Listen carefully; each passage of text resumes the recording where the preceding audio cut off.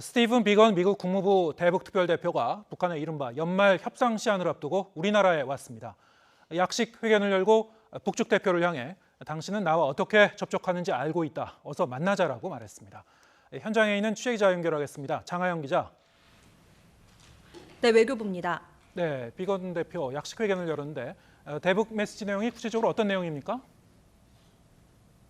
네, 이번 약식 회견은 스티븐 비건 미국 대표가 특별히 요청해서 정해진 것으로 알려졌습니다.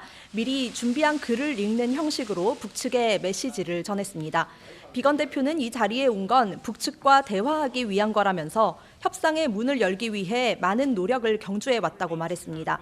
하지만 북한이 후방국에 대한 적대적인 말을 쏟아내 유감이라고 말했습니다.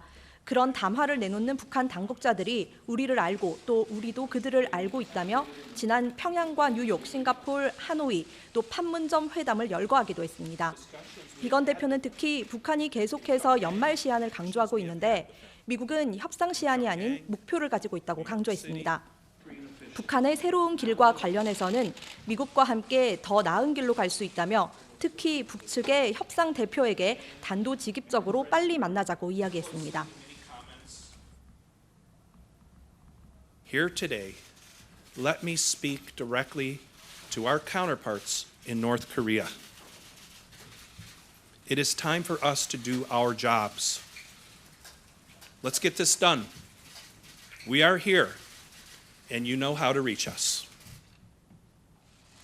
또 북한이 크리스마스 선물을 언급한 것과 관련해서 크리스마스는 성스러운 평화의 계절을 의미한다고 말하며 회견을 끝맺었습니다. 이도훈 본부장은 4달 만에 비건 대표 방안은 중요하고 민감한 시기에 이루어졌다면서 협상이 재개되면 북한의 모든 관심사에 대해 심도 있는 논의를 할 수 있다고 말했습니다. 두 사람은 기자들의 질문은 받지 않고 자리를 떠났습니다. 네, 지금 전해주신 대로 비건 대표의 행보에 대해서 이목이 집중되고 있는데 어제 입국해서 일정은 지금 2박 3일밖에 안 잡혀져 있어요. 네, 그렇습니다. 비건 대표 오늘 오전부터 활동을 재개를 했는데요. 비건 대표는 오전 9시쯤에 조세영 1차관을 만나서 이 취임 이래 한반도의 완전한 비핵화에 대해 누구보다 적극적으로 관여해왔다 이런 조차관의 평가를 들었습니다. 또 앞으로 한미동맹을 위해 노력하자고 말했습니다. 이도훈 본부장과의 북핵 협상 수석 대표 협의는 9시 20분쯤부터 1시간 정도 진행했습니다. 이어 11시부터 청와대에서 문재인 대통령을 접견했습니다. 접견은 모두 비공개로 이뤄졌는데 북한의 동창리 중대시험 도발과 담화 등에 대해 의견을 나눈 걸로 보입니다. 문 대통령이 비건 대표를 단독으로 만나는 건 1년 3개월 만으로 지난해 9월 남북 정상회담 직전에 접견한 뒤에 처음입니다. 북한은 이달 하순에 노동당 전원회의를 열어서 중대 결정을 할 거라고 예고했는데요.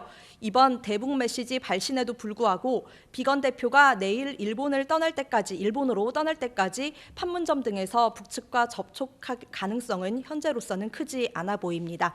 지금까지 외교부에서 YTN 장하영입니다.